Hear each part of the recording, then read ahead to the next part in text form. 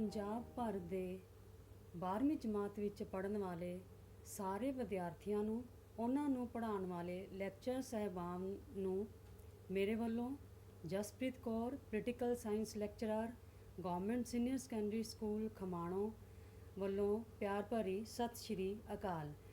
ਅੱਜ ਬੇਟੇ ਮੈਂ ਤੁਹਾਡੇ ਸਾਹਮਣੇ ਇੱਕ ਬਹੁਤ ਹੀ ਇੰਪੋਰਟੈਂਟ ਚੈਪਟਰ ਲੈ ਕੇ ਆਈ ਹਾਂ ਜੋ ਕਿ ਸਾਡੇ ਸਿਲੇਬਸ ਦੇ ਵਿੱਚ ਇਸ ਵਾਰੀ ਹੀ ਜੁੜਿਆ ਹੈ।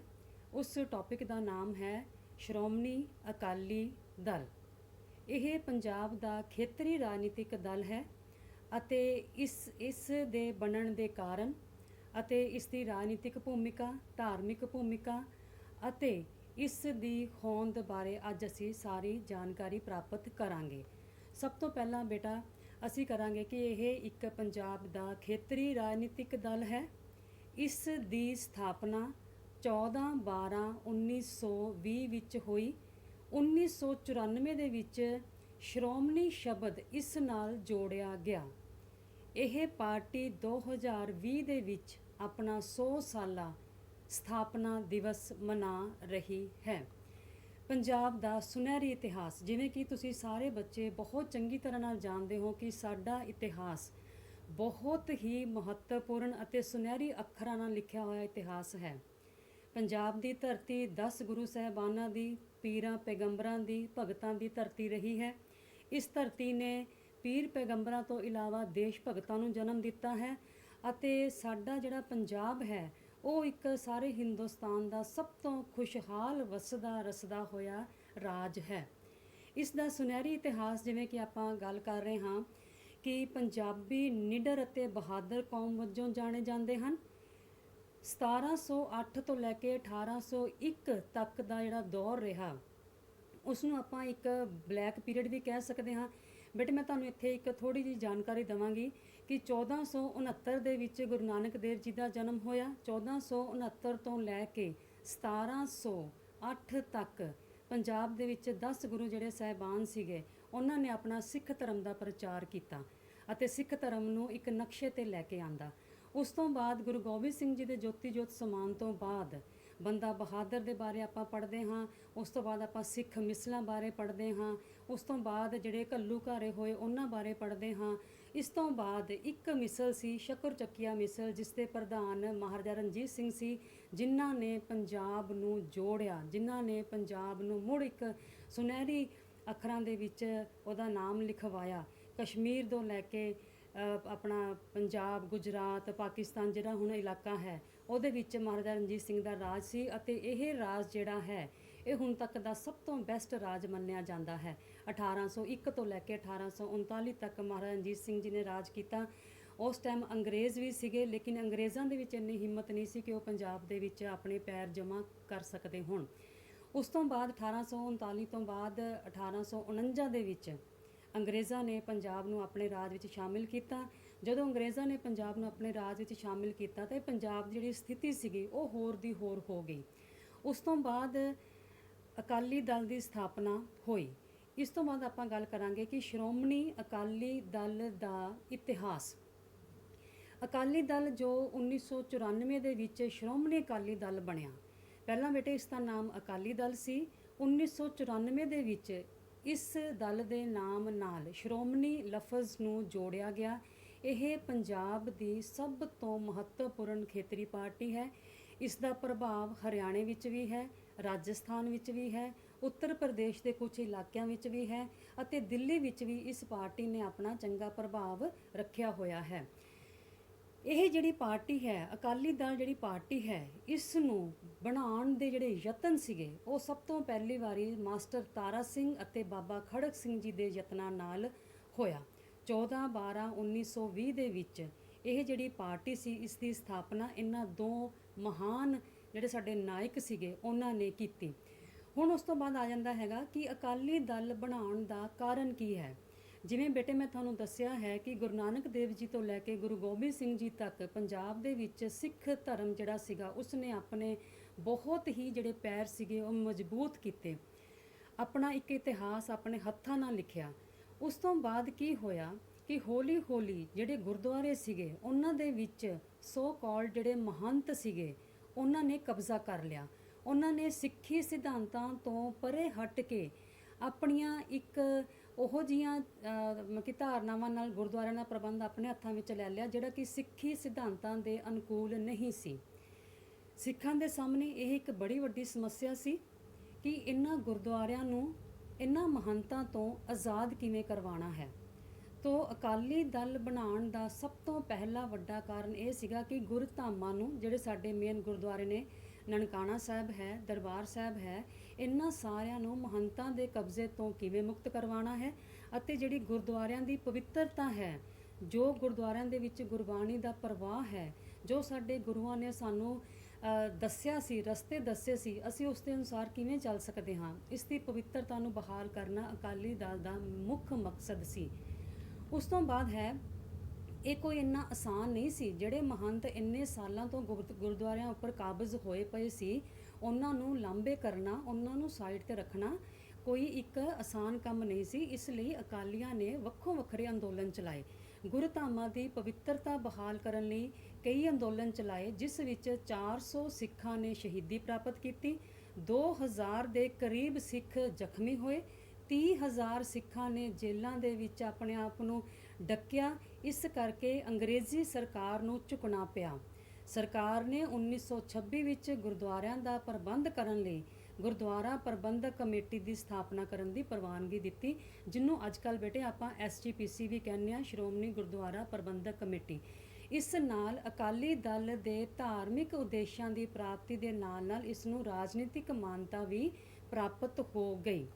1919 ਅਤੇ 1935 ਦੇ ਕਾਨੂੰਨ ਧਰਮ ਦੇ ਆਧਾਰ ਤੇ ਵਿਧਾਨ ਮੰਡਲ ਵਿੱਚ ਪ੍ਰਤੀਨਿਧਤਾ ਦੇਣੀ। ਬੇਟੇ ਇਹ ਇੱਕ ਅੰਗਰੇਜ਼ਾਂ ਨੇ ਆਪਣੇ ਵੱਲੋਂ ਇੱਕ ਨਵਾਂ ਰੂਲ ਸ਼ੁਰੂ ਕੀਤਾ ਸੀ ਕਿ ਧਰਮ ਦੇ ਆਧਾਰ ਤੇ ਕਿ ਅਸੀਂ ਆਪਣੀਆਂ ਜਿਹੜੀਆਂ ਸਰਕਾਰਾਂ ਨੇ ਉਹ ਬਣਨਗੀਆਂ ਜਾਂ ਵਿਧਾਨ ਮੰਡਲ ਵਿੱਚ ਉਹਨਾਂ ਨੂੰ ਧਰਮ ਦੇ ਆਧਾਰ ਤੇ ਅਸੀਂ ਪ੍ਰਤੀਨਿਧਤਾ ਦੇਵਾਂਗੇ। ਇਹਨਾਂ ਕਾਨੂੰਨਾਂ ਦੇ ਅਨੁਸਾਰ ਅੰਗਰੇਜ਼ਾਂ ਨੇ ਫੁੱਟ ਪਾਓ ਤੇ ਰਾਜ ਕਰੋ ਦੇ ਤਹਿਤ ਧਰਮਾਂ ਦੇ ਆਧਾਰ ਤੇ ਵਿਧਾਨ ਮੰਡਲ ਵਿੱਚ ਪ੍ਰਤੀਨਿਧਤਾ ਦੇਣ ਦੀ ਵਿਵਸਥਾ ਕੀਤੀ ਤਾਂ ਅਕਾਲੀ ਦਲ ਨੂੰ ਸਿੱਖਾਂ ਦੀ ਪ੍ਰਤੀਨਿਧੀ ਸੰਸਥਾ ਦੇ ਰੂਪ ਵਿੱਚ ਸਵੀਕਾਰ ਕਰ ਲਿਆ ਗਿਆ। ਅਕਾਲੀ ਦਲ ਜਿਸ ਦਾ ਮੇਨ ਮੋਟਿਵ ਸੀਗਾ ਗੁਰਦੁਆਰਿਆਂ ਨੂੰ ਮਹੰਤਾਂ ਦੇ ਕਬਜ਼ੇ ਤੋਂ ਮੁਕਤ ਕਰਵਾਉਣਾ, ਉਹ ਨਾਲ ਨਾਲ ਜਿਹੜੀ ਸੀਗੀ ਹੁਣ ਰਾਜਨੀਤੀ ਵਿੱਚ ਵੀ ਪ੍ਰਵੇਸ਼ ਕਰ ਰਹੀ ਸੀ। ਇਸ ਤਰ੍ਹਾਂ ਅਕਾਲੀ ਦਲ ਦੀ ਰਾਜਨੀਤਿਕ ਦਲ ਵਜੋਂ ਪਹਿਚਾਣ ਸਥਾਪਿਤ ਹੋ ਗਈ। ਉਸ ਤੋਂ ਬਾਅਦ ਸਾਡਾ ਦੇਸ਼ ਆਜ਼ਾਦ ਹੋ ਗਿਆ। ਇੱਕ ਅਕਾਲੀ ਦਲ ਨੇ ਪੰਜਾਬ ਦੇ ਵਾਸਤੇ, ਪੰਜਾਬੀਆਂ ਵਾਸਤੇ ਬਹੁਤ ਹੀ ਵਿਲੱਖਣ ਕੰਮ ਕੀਤੇ। ਉਸ ਤੋਂ ਬਾਅਦ ਕੀ ਹੋਇਆ ਕਿ ਜਦੋਂ ਸਾਡਾ ਦੇਸ਼ ਆਜ਼ਾਦ ਹੋ ਗਿਆ ਤਾਂ ਉਸ ਤੋਂ ਬਾਅਦ ਭਾਸ਼ਾ ਦੇ ਆਧਾਰ ਤੇ ਅਸੀਂ ਇੱਕ ਪੰਜਾਬੀ ਸੂਬੇ ਦੀ ਮੰਗ ਸਰਕਾਰ ਸਾਹਮਣੇ ਰੱਖੀ। ਮਾਸਟਰ ਤਾਰਾ ਸਿੰਘ ਜੀ ਦੀ ਅਗਵਾਈ ਵਿੱਚ 1955 ਤੋਂ 1960 ਤੱਕ ਜ਼ੋਰਦਾਰ ਅੰਦੋਲਨ ਚਲਾਏ। 1961 ਵਿੱਚ ਪੰਜਾਬੀ ਸੂਬੇ ਦੀ ਪ੍ਰਾਪਤੀ ਲਈ ਮਰਨ ਵਰਤ ਰੱਖੇ ਗਏ, ਜਿਸ ਦੇ ਵਿੱਚ ਬੇਟੇ ਮਾਸਟਰ ਤਾਰਾ ਸਿੰਘ ਜੀ ਨੇ ਮਰਨ ਵਰਤ ਰੱਖਿਆ ਸੀ। ਅੰਤ ਕੇਂਦਰੀ ਸਰਕਾਰ ਨੇ 1961 ਵਿੱਚ ਇਹ ਮੰਗ ਮੰਨ ਲਈ ਅਤੇ 1 ਨਵੰਬਰ 1966 ਨੂੰ ਭਾਸ਼ਾ ਦੇ ਆਧਾਰ ਤੇ ਪੰਜਾਬ ਰਾਜ ਬਣਿਆ। ਪਰ ਅਕਾਲੀ ਦਲ ਇਸ ਨਾਲ ਖੁਸ਼ ਨਹੀਂ ਸੀ। ਕਿਉਂ ਖੁਸ਼ ਨਹੀਂ ਸੀ ਬੇਟੇ? ਕਿ ਜਿਹੜਾ ਪੰਜਾਬ ਸੀਗਾ ਉਸ ਨੂੰ 2 ਹਿੱਸਿਆਂ ਵਿੱਚ ਵੰਡ ਦਿੱਤਾ ਗਿਆ। ਇੱਕ ਹਰਿਆਣਾ ਬਣ ਗਿਆ ਅਤੇ ਦੂਸਰਾ ਹਿਮਾਚਲ ਬਣ ਗਿਆ। ਜਿਹੜਾ ਪੰਜਾਬ ਕਿਸੇ ਟਾਈਮ ਪਾਕਿਸਤਾਨ ਵੀ ਸਾਡਾ ਹਿੱਸਾ ਸੀ, ਕਸ਼ਮੀਰ ਤੱਕ ਮਹਾਰਾਜਾ ਰਣਜੀਤ ਸਿੰਘ ਦੀ ਸਰਕਾਰ ਸੀ ਅਤੇ ਉਹ ਜਿਹੜਾ ਪੰਜਾਬ 1947 ਵਿੱਚ ਵੰਡਿਆ ਗਿਆ, 2 ਭਾਗਾਂ ਵਿੱਚ ਵੰਡਿਆ ਗਿਆ, ਇੱਕ ਪਾਕਿਸਤਾਨ ਬਣ ਗਿਆ, ਇੱਕ ਪੰਜਾਬ। 1966 ਵਿੱਚ ਦੁਬਾਰਾ ਫਿਰ ਪੰਜਾਬ ਦੇ ਹੋਰ ਟੁਕੜੇ ਕਰ ਦਿੱਤੇ ਗਏ, 2 ਟੁਕੜੇ ਹਰਿਆਣਾ ਅਤੇ ਹਿਮਾਚਲ ਬਣ ਗਏ, ਜਿਸ ਨਾਲ ਚੰਡੀਗੜ੍ਹ ਨੂੰ ਕੇਂਦਰੀ ਸ਼ਾਸਿਤ ਪ੍ਰਦੇਸ਼ ਬਣਾ ਦਿੱਤਾ ਗਿਆ। ਪਾਣੀਆਂ ਦੀ ਜਿਹੜੀ ਵੰਡ ਸੀਗੀ ਉਹਦੇ ਵਾਸਤੇ ਵੀ ਜਿਹੜੇ ਅਕਾਲੀ ਸੀਗੇ ਉਹ ਕੇਂਦਰ ਸਰਕਾਰ ਦੇ ਨਾਲ ਖੁਸ਼ ਨਹੀਂ ਸਨ। ਅਨੰਦਪੁਰ ਸਾਹਿਬ ਦਾ ਮਤਾ 1973 ਦੇ ਵਿੱਚ ਕੁਝ ਮੰਗਾਂ ਜਿਹੜੀਆਂ ਕਿ ਸਰਕਾਰ ਨੇ ਨਹੀਂ ਮੰਨੀਆਂ ਸਨ, ਜਾਂ ਕਹਿ ਲਓ ਕਿ ਸਿੱਖਾਂ ਨੂੰ ਲੱਗਦਾ ਸੀ ਕਿ ਸਾਡੇ ਨਾਲ ਧੱਕਾ ਹੋਇਆ ਹੈ, ਸਾਡੇ ਨਾਲ ਜਸਟਿਸ ਨਹੀਂ ਹੋਈ, ਸਾਡੇ ਨਾਲ ਅਨਿਆਏ ਹੋਇਆ ਹੈ। ਅਕਤੂਬਰ 1973 ਵਿੱਚ ਅਨੰਦਪੁਰ ਸਾਹਿਬ ਵਿਖੇ ਅਕਾਲੀ ਨੇਤਾਵਾਂ ਨੇ ਇੱਕ ਬੈਠਕ ਕੀਤੀ, ਜਿਸ ਵਿੱਚ ਸਿੱਖਾਂ ਦੀਆਂ ਧਾਰਮਿਕ ਅਤੇ ਰਾਜਨੀਤਿਕ ਮੰਗਾਂ ਨੂੰ ਮਨਵਾਉਣ ਲਈ ਸਰਕਾਰ ਤੇ ਦਬਾਅ ਪਾਉਣਾ ਸੀ। ਅਕਾਲੀ ਦਲ ਨੇ ਇਸ ਮਤੇ ਨੂੰ ਲਾਗੂ ਕਰਵਾਉਣ ਲਈ ਬਹੁਤ ਯਤਨ ਕੀਤੇ। ਅਨੰਦਪੁਰ ਸਾਹਿਬ ਦਾ ਮਤਾ ਬੇਟੇ ਹੈ ਕੀ ਸੀ? 4 ਅਗਸਤ 1982 ਨੂੰ ਸੰਤ ਹਰਚੰਦ ਸਿੰਘ ਲੌਂਗੋਵਾਲ ਦੀ ਅਗਵਾਈ ਅਧੀਨ ਅਕਾਲੀ ਦਲ ਨੇ ਇੱਕ ਜ਼ਬਰਦਸਤ ਅੰਦੋਲਨ ਚਲਾਇਆ, ਜਿਸ ਨੂੰ ਧਰਮ ਯੁੱਧ ਦਾ ਨਾਮ ਵੀ ਦਿੱਤਾ ਜਾਂਦਾ ਹੈ। ਸ਼੍ਰੀਮਤੀ ਇੰਦਰਾ ਗਾਂਧੀ ਦੀ ਕੇਂਦਰੀ ਸਰਕਾਰ ਨੇ ਧਾਰਮਿਕ ਮੰਗਾਂ ਤਾਂ ਸਾਡੀਆਂ ਸਾਰੀਆਂ ਮੰਨ ਲਈਆਂ, ਪਰ ਰਾਜਨੀਤਿਕ ਮੰਗਾਂ ਬਾਰੇ ਸਹਿਮਤੀ ਨਹੀਂ ਬਣੀ। ਇਸ ਦੇ ਫਲਸਰੂਪ ਅਕਾਲੀਆਂ ਨੇ ਆਪਣਾ ਸੰਘਰਸ਼ ਤੇਜ਼ ਕਰ ਦਿੱਤਾ ਅਤੇ ਜਿਹੜੇ ਪੰਜਾਬ ਦੇ ਹਾਲਾਤ ਸੀਗੇ ਉਹ ਦਿਨੋਂ ਦਿਨ ਨਾਜ਼ੁਕ ਹੋ ਰਹੇ ਸਨ। ਪੰਜਾਬ ਦੇ ਵਿੱਚ ਜਿਹੜੀ ਸ਼ਾਂਤੀ ਅਤੇ ਕਾਨੂੰਨ ਦੀ ਵਿਵਸਥਾ ਸੀ ਉਹ ਨਿਘਾਰ ਵੱਲ ਜਾ ਰਹੀ ਸੀ ਅਤੇ ਸਰਕਾਰ ਦੇ ਹੱਥੋਂ ਜਿਹੜੀ ਸਥਿਤੀ ਸੀਗੀ ਉਹ ਬਾਹਰ ਹੁੰਦੀ ਲੱਗ ਰਹੀ ਸੀ। ਉਸ ਤੋਂ ਬਾਅਦ ਰਾਜੀਵ ਲੋਂਗੋਵਾਲ ਸਮਝੌਤਾ 24 ਜੁਲਾਈ 1985 ਦੇ ਵਿੱਚ ਹੋਇਆ। ਜਦੋਂ ਪੰਜਾਬ ਦੇ ਹਾਲਾਤ ਦਿਨੋਂ ਦਿਨ ਨਿਘਾਰ ਵੱਲ ਜਾ ਰਹੇ ਸਨ, ਗਿਰਾਵਟ ਵੱਲ ਜਾ ਰਹੇ ਸਨ, ਤਾਂ 24 ਜੁਲਾਈ 1985 ਨੂੰ ਸੰਤ ਲੋਂਗੋਵਾਲ ਅਤੇ ਪ੍ਰਧਾਨ ਮੰਤਰੀ ਸ਼੍ਰੀ ਰਾਜੀਵ ਗਾਂਧੀ ਵਿਚਕਾਰ ਇੱਕ ਸਮਝੌਤਾ ਹੋਇਆ, ਜਿਸ ਨੂੰ ਪੰਜਾਬ ਸਮਝੌਤਾ ਜਾਂ ਪੰਜਾਬ ਐਕੋਰਡ ਕਿਹਾ ਜਾਂਦਾ ਹੈ। ਇਸ ਵਿੱਚ ਅਕਾਲੀਆਂ ਦੀਆਂ ਕਈ ਰਾਜਨੀਤਿਕ ਮੰਗਾਂ ਮੰਨੀਆਂ ਗਈਆਂ ਸਨ, ਪਰ ਕੁਝ ਜਿਹੜੀਆਂ ਧਿਰਾਂ ਸੀਗੀਆਂ ਉਹ ਇਸ ਸਮਝੌਤੇ ਨਾਲ ਸਹਿਮਤ ਨਹੀਂ ਸਨ। ਉਹਨਾਂ ਨੂੰ ਲੱਗਦਾ ਸੀ ਕਿ ਇਹ ਸਮਝੌਤਾ ਨਹੀਂ ਹੋਣਾ ਚਾਹੀਦਾ। ਉਹਨਾਂ ਨੇ ਕੁਝ ਸਮੇਂ ਬਾਅਦ ਹੀ ਸੰਤ ਹਰਚੰਦ ਸਿੰਘ ਲੋਂਗੋਵਾਲ ਜੀ ਦੀ 20 ਅਗਸਤ 1985 ਨੂੰ ਹੱਤਿਆ ਕਰ ਦਿੱਤੀ। ਸ਼੍ਰੋਮਣੀ ਅਕਾਲੀ ਦਲ ਦਾ ਇਤਿਹਾਸਿਕ ਰੂਪਾਂਤਰ। ਸਮੇਂ ਦਾ ਹਾਣੀ ਹੋ ਕੇ ਸ਼੍ਰੋਮਣੀ ਅਕਾਲੀ ਦਲ ਸਿਰਫ ਸਿੱਖਾਂ ਦੀ ਬਜਾਏ ਸਮੂਹ ਪੰਜਾਬੀਆਂ ਦਾ ਰਾਜਨੀਤਿਕ ਦਲ ਬਣਾਉਣ ਲਈ ਇਸ ਦੇ ਨੇਤਾਵਾਂ ਨੇ ਬਹੁਤ ਯਤਨ ਕੀਤੇ। ਇਸ ਨੂੰ ਸਿਰਫ ਸਿੱਖਾਂ ਦੀ ਪਾਰਟੀ ਨਹੀਂ ਬਣਾਇਆ ਗਿਆ, ਇਸ ਦੇ ਵਿੱਚ ਹੋਰ ਵੀ ਬਹੁਤ ਸਾਰੇ ਧਰਮਾਂ ਅਤੇ ਜਾਤਾਂ ਦੇ ਜਿਹੜੇ ਵਿਅਕਤੀ ਸੀਗੇ ਉਹਨਾਂ ਨੂੰ ਸ਼ਾਮਿਲ ਕੀਤਾ ਗਿਆ। ਇਹ ਜਿਹੜਾ ਇੱਕ ਨਵਾਂ ਰੂਪ ਸੀ ਸ਼੍ਰੋਮਣੀ ਅਕਾਲੀ ਦਲ ਦਾ, ਉਹ 16 ਅਪ੍ਰੈਲ 2005 ਨੂੰ ਬਣਿਆ। ਇਸ ਸੰਬੰਧੀ ਵਿਸ਼ੇਸ਼ ਸਫਲਤਾ ਪ੍ਰਾਪਤ ਹੋਈ। ਪਾਰਟੀ ਪ੍ਰਧਾਨ ਸਰਦਾਰ ਪ੍ਰਕਾਸ਼ ਸਿੰਘ ਬਾਦਲ ਜੀ ਨੇ ਇਸ ਪਾਰਟੀ ਵਿੱਚ ਕਈ ਗੈਰ ਸਿੱਖਾਂ ਨੂੰ ਵੀ ਸ਼ਾਮਿਲ ਕੀਤਾ। ਇਸੇ ਲਈ 2007 ਤੋਂ ਲੈ ਕੇ 2017 ਤੱਕ ਲਗਾਤਾਰ 10 ਸਾਲ ਇਹ ਪਾਰਟੀ ਜਿਹੜੀ ਸੀ ਉਸ ਨੇ ਆਪਣੀ ਪੰਜਾਬ ਦੇ ਵਿੱਚ ਸਰਕਾਰ ਬਣਾਈ। ਸ਼੍ਰੋਮਣੀ ਅਕਾਲੀ ਦਲ ਅਤੇ ਬੀਜੇਪੀ ਦਾ ਗੱਠਜੋੜ। ਬੇਟੇ, ਬੀਜੇਪੀ ਨਾਲ ਜਿਹੜੇ ਗੱਠਜੋੜ ਦੀਆਂ ਪਾਰਟੀਆਂ ਨੇ ਉਹਨਾਂ ਨੂੰ ਆਪਾਂ NDA ਨੈਸ਼ਨਲ ਡੈਮੋਕ੍ਰੈਟਿਕ ਅਲਾਇੰਸ ਦੇ ਨਾਮ ਨਾਲ ਵੀ ਜਾਣਦੇ ਹਾਂ। ਸ਼੍ਰੋਮਣੀ ਅਕਾਲੀ ਦਲ ਅਤੇ ਬੀਜੇਪੀ ਦਾ ਜਿਹੜਾ ਗੱਠਜੋੜ ਹੈ ਉਹ ਪੰਜਾਬ ਦੇ ਲਈ ਬਹੁਤ ਹੀ ਲਾਹੇਵੰਦ ਸਿੱਧ ਹੋਇਆ। ਇਸ ਨੇ ਪੰਜਾਬ ਨੂੰ ਮੁੜ ਸਿਖਰ ਤੇ ਪਹੁੰਚਾਉਣ ਦੀ ਕੋਸ਼ਿਸ਼ ਕੀਤੀ। ਜਿਹੜਾ ਪੰਜਾਬ ਕੁਝ ਸਾਲ ਪਿੱਛੇ ਰਹਿ ਗਿਆ ਸੀ ਉਸ ਨੂੰ ਸਮੇਂ ਦੇ ਨਾਲ ਤੁਰਨ ਵਾਸਤੇ ਅਗਵਾਈ ਕੀਤੀ। ਫਰਵਰੀ 1997 ਵਿੱਚ ਸ਼੍ਰੋਮਣੀ ਅਕਾਲੀ ਦਲ ਅਤੇ ਬੀਜੇਪੀ ਨੇ ਰਲ ਕੇ ਚੋਣਾਂ ਲੜੀਆਂ। ਸ਼੍ਰੋਮਣੀ ਅਕਾਲੀ ਦਲ ਨੂੰ 75 ਸੀਟਾਂ ਅਤੇ ਬੀਜੇਪੀ ਨੂੰ 18 ਸੀਟਾਂ ਮਿਲੀਆਂ। ਸਰਦਾਰ ਪ੍ਰਕਾਸ਼ ਸਿੰਘ ਬਾਦਲ ਜੀ ਦੀ ਅਗਵਾਈ ਨਾਲ ਸਰਕਾਰ ਬਣੀ। ਪੰਜਾਬ ਦੁਬਾਰਾ ਫਿਰ ਬੁਲੰਦੀਆਂ ਨੂੰ ਛੂਹਣ ਲੱਗ ਪਿਆ।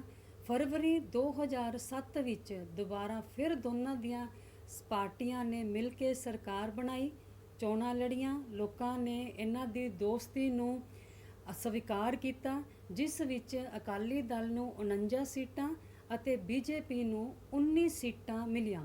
ਫਿਰ ਪ੍ਰਕਾਸ਼ ਸਿੰਘ ਬਾਦਲ ਜੀ ਦੀ ਅਗਵਾਈ ਅਧੀਨ ਸਰਕਾਰ ਬਣੀ।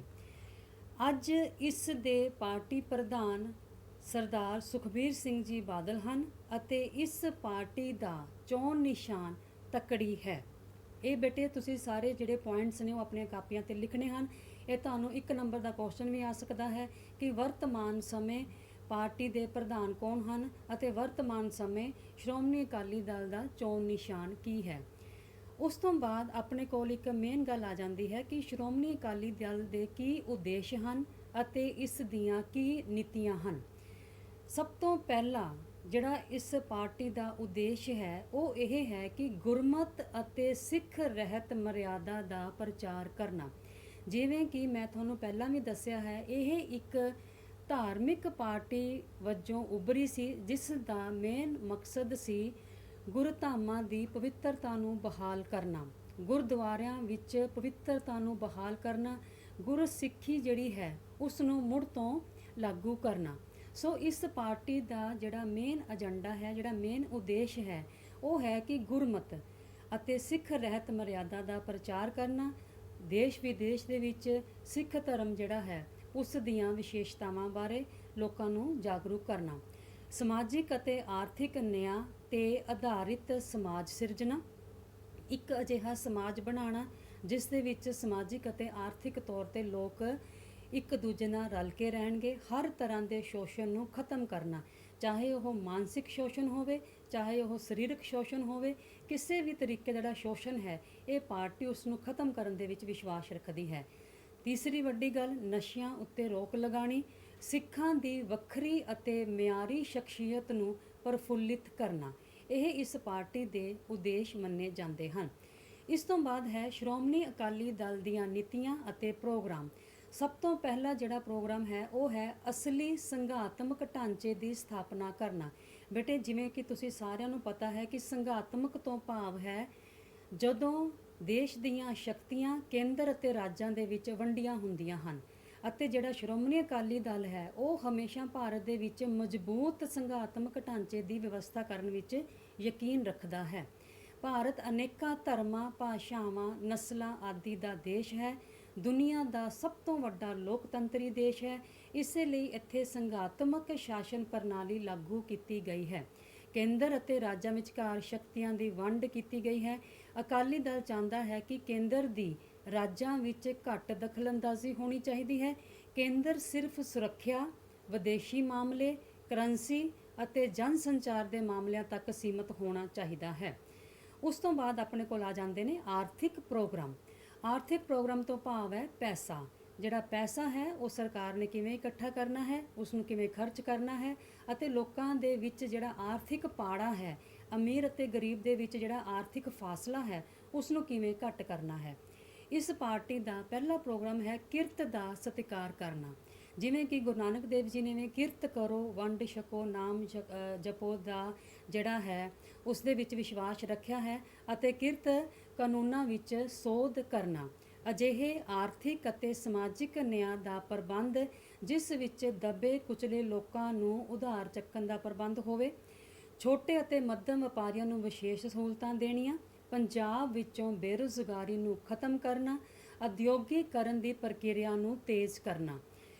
ਕੁਝ ਅਕਾਲੀ ਦਲ ਦੀਆਂ ਰਾਜਨੀਤਿਕ ਮੰਗਾਂ ਵੀ ਹਨ ਜਿਹੜੀਆਂ ਕਿ ਹਮੇਸ਼ਾ ਉਸਨੇ ਆਪਣੇ ਨਾਲ ਰੱਖੀਆਂ ਹਨ ਅਤੇ ਆਪਣੇ ਚੋਣ ਮੈਨੀਫੈਸਟੋ ਵਿੱਚ ਲੋਕਾਂ ਸਾਹਮਣੇ ਲੈ ਕੇ ਆਉਂਦੀਆਂ ਹਨ, ਜਿਸ ਦੇ ਵਿੱਚ ਸਭ ਤੋਂ ਪਹਿਲੀ ਮੰਗ ਹੈ ਕਿ ਪੰਜਾਬ ਦੀ ਰਾਜਧਾਨੀ ਚੰਡੀਗੜ੍ਹ ਨੂੰ ਪੰਜਾਬ ਵਿੱਚ ਸ਼ਾਮਿਲ ਕਰਨਾ, ਪਾਣੀਆਂ ਦੀ ਵੰਡ ਸੰਬੰਧੀ ਪੰਜਾਬ ਨਾਲ ਹੋਏ ਅਨਿਆਏ ਨੂੰ ਤੁਰੰਤ ਸਹੀ ਕਰਨਾ, ਕਿਉਂਕਿ ਪੰਜਾਬ ਇੱਕ ਖੇਤੀ ਪ੍ਰਧਾਨ ਰਾਜ ਹੈ ਜਿਸ ਨੂੰ ਕਿ ਪਾਣੀ ਦੀ ਹਮੇਸ਼ਾ ਲੋੜ ਰਹਿੰਦੀ ਹੈ।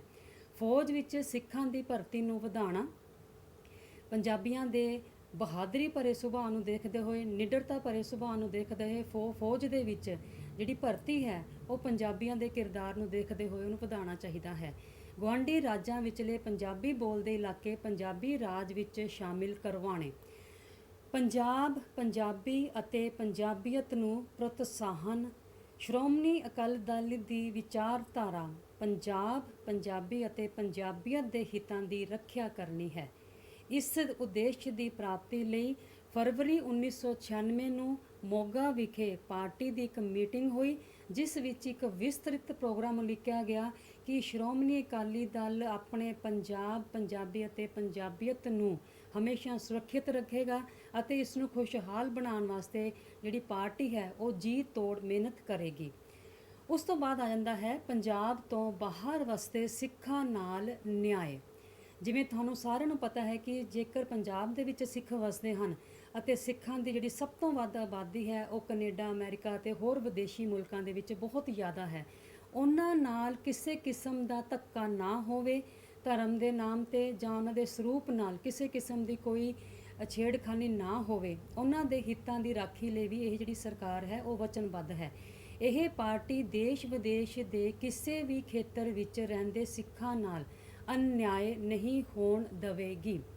ਉਸ ਤੋਂ ਬਾਅਦ ਹਰ ਪਾਰਟੀ ਦੇ ਬੇਟੇ ਜਿਵੇਂ ਕੁਝ ਫੁਟਕਲ ਪ੍ਰੋਗਰਾਮ ਹੁੰਦੇ ਹਨ, ਉਸੇ ਤਰੀਕੇ ਨਾਲ ਇਸ ਪਾਰਟੀ ਦੇ ਵੀ ਕੁਝ ਮਿਸਲੀਨੀਅਸ ਪ੍ਰੋਗਰਾਮ ਨੇ, ਫੁਟਕਲ ਪ੍ਰੋਗਰਾਮ ਨੇ।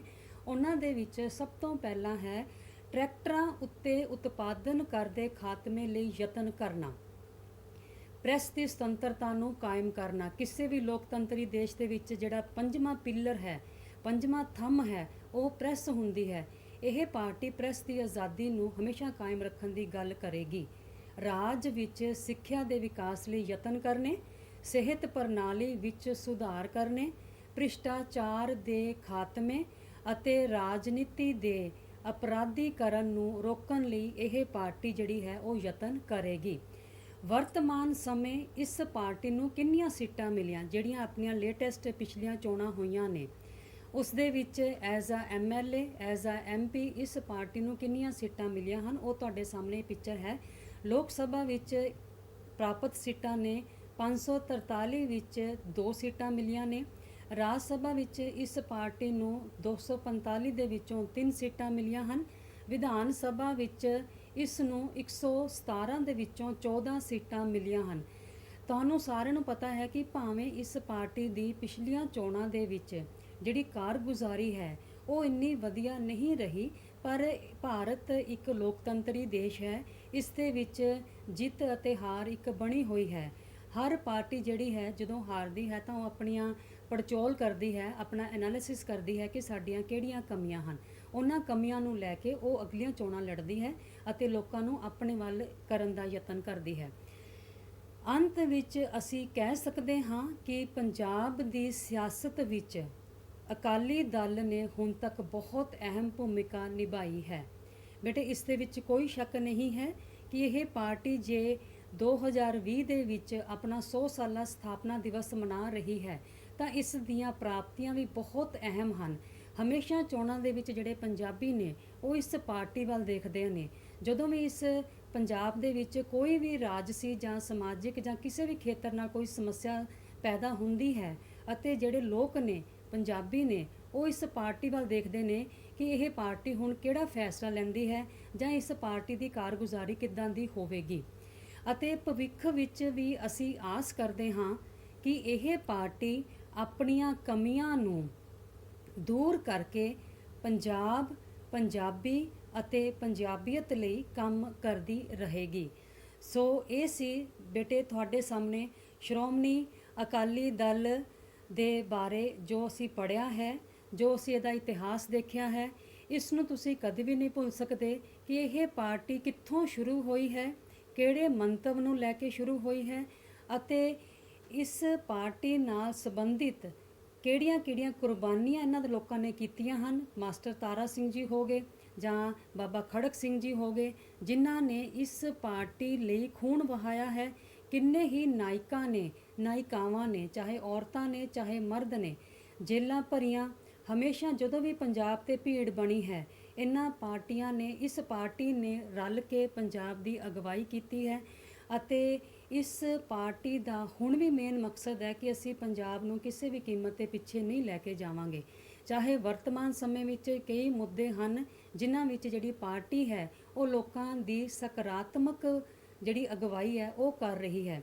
ਸੋ ਬੇਟੇ ਇਹ ਇੱਕ ਨਵੀਂ ਪਾਰਟੀ ਹੈ ਜਿਹੜੀ ਇਸੇ ਸਾਲ ਹੀ ਤੁਹਾਡੇ ਸਿਲੇਬਸ ਦੇ ਵਿੱਚ ਐਡ ਹੋਈ ਹੈ।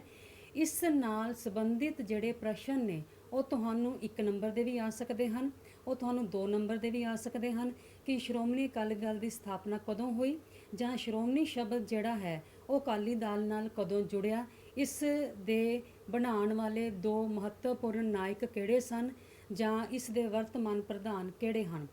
ਉਮੀਦ ਹੈ ਤੁਹਾਨੂੰ ਮੇਰਾ ਇਹ ਲੈਕਚਰ ਪਸੰਦ ਆਇਆ ਹੋਵੇਗਾ ਅਤੇ ਆਸ ਕਰਦੀ ਹਾਂ ਕਿ ਤੁਸੀਂ ਇਹ ਜਿੰਨੇ ਵੀ ਪੁਆਇੰਟਸ ਨੇ ਤੁਸੀਂ ਆਪਣੇ ਕਾਪੀਆਂ ਉੱਪਰ ਨੋਟ ਕਰੋਗੇ ਅਤੇ ਇਹ ਜਿੰਨੀਆਂ ਵੀ ਤੁਸੀਂ ਸਲਾਈਡਸ ਦੇਖੀਆਂ ਹਨ ਇਹ ਸਾਰੀਆਂ ਤੁਸੀਂ ਆਪਣੀਆਂ ਨੋਟਸ ਬੁੱਕ ਦੇ ਵਿੱਚ ਨੋਟ ਕਰਨ ਦੀ ਕੋਸ਼ਿਸ਼ ਕਰੋਗੇ ਅਤੇ ਮੈਂ ਉਮੀਦ ਕਰਦੀ ਹਾਂ ਕਿ ਇਹ ਲੈਸਨ ਤੁਹਾਨੂੰ ਚੰਗੀ ਤਰ੍ਹਾਂ ਸਮਝ ਆ ਗਿਆ ਹੋਵੇਗਾ। ਤੁਹਾਡੇ ਸਾਰਿਆਂ ਦਾ, ਸਟੂਡੈਂਟਸ ਦਾ, ਵਿਦਿਆਰਥੀਆਂ ਦਾ ਅਤੇ ਇਹਨਾਂ ਨੂੰ ਪੜ੍ਹਾਉਣ ਵਾਲੇ ਲੈਕਚਰ ਸਾਹਿਬਾਨ ਦਾ ਮੇਰੇ ਵੱਲੋਂ Jaspreet Kaur, political science lecturer, senior secondary school Khamano ਵੱਲੋਂ ਬਹੁਤ ਬਹੁਤ ਧੰਨਵਾਦ।